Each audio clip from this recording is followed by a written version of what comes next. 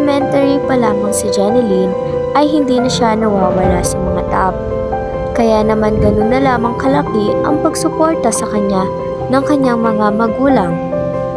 At ngayon grade 11 na siya, ay meron siyang isang matalik na kaibigan na ang pangalan ay Rose. Grabe, Bes! With honors na naman tayo! Congrats, Bes! Ang saya, Bes! Palagi na kami nakasama sa mga tao. Promise mo sa akin, Bes, na tatapusin natin tong year na to na with honors tayo, para maging proud of parents natin. Oo naman, Bes. Promise yan. At biglang tumating sa buhay ni Jeneline ang hindi niya inaasahan.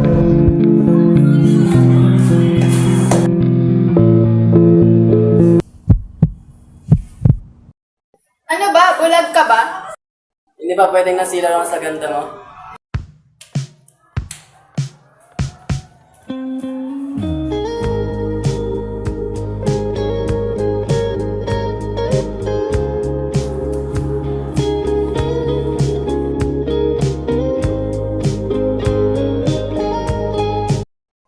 Ang pogi niya talaga. Hala, Bes, ang kabanggaan mo yung pogi Franklin sa iyo. Ha? Sino, Bes? Hala, Bes, nagchatcha sa akin. Tignan mo mo. Bes, dapat mas kilalanin mo muna siya. Malay mo, katulad lang din siya ng mga lalaki pinagchichismisan natin, di ba? Hindi nakinig si Jeneline sa kaibigan at pinagpatuloy ang pakikipag-usap sa nakabanggaan niyang si Josh. At makalipas lamang ang ilang araw na panliligaw ni Josh kay Jeneline, ay sinagot niya na ito at naging sila.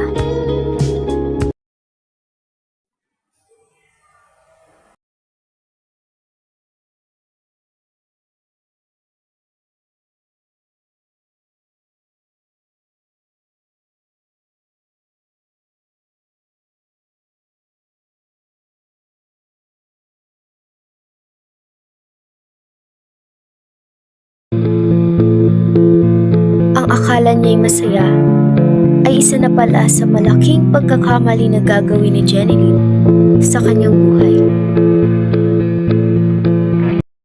Hindi natin sabihin sa kanila. Na tayo na. Hindi naman nila kailangan malaman ito. Malaga tayo, di ba?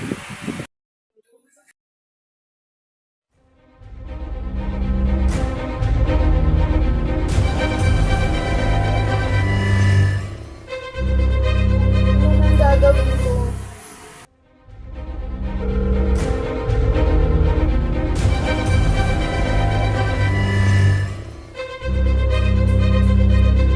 Nanalo na naman ako. Kanina pa kita hinahanap, nandito ka lang pala. Buntis ako, Oliver. O ano ngayon? Anong gagawin natin? Anong gusto mong gawin ko? Gusto mo naman, di ba? Hindi ko na kasalanan yan. Ayoko pa maging batang ama. Ipalaglag mo na lang yan. Dahil sa narinig na masakit na salita, ay wala nang nagawa si Jeneline kundi umiyak at umalis. Bakit lagi ko na lang napapansin na malungkot ka? Buntis po ako, kuya. Anong pinagsasabi mo? Ayusin ang buhay mo ha. Ikaw na lang ang pag-asa ng pamilya natin.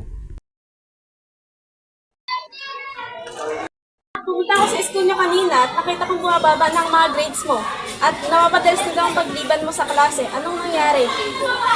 Buntis po kasi ako eh. Ano? Anong ginawa mo? Pinag-aral ka namin ng mama mo. Anong ginawa mo?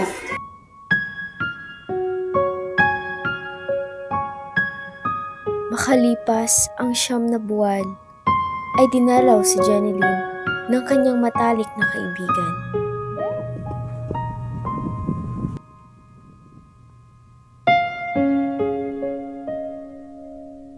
Ako si Jeneline at ngayon ay dito ko lamang napagtanto ang pagkakamali na nagawa ko sa aking sarili at sa buhay.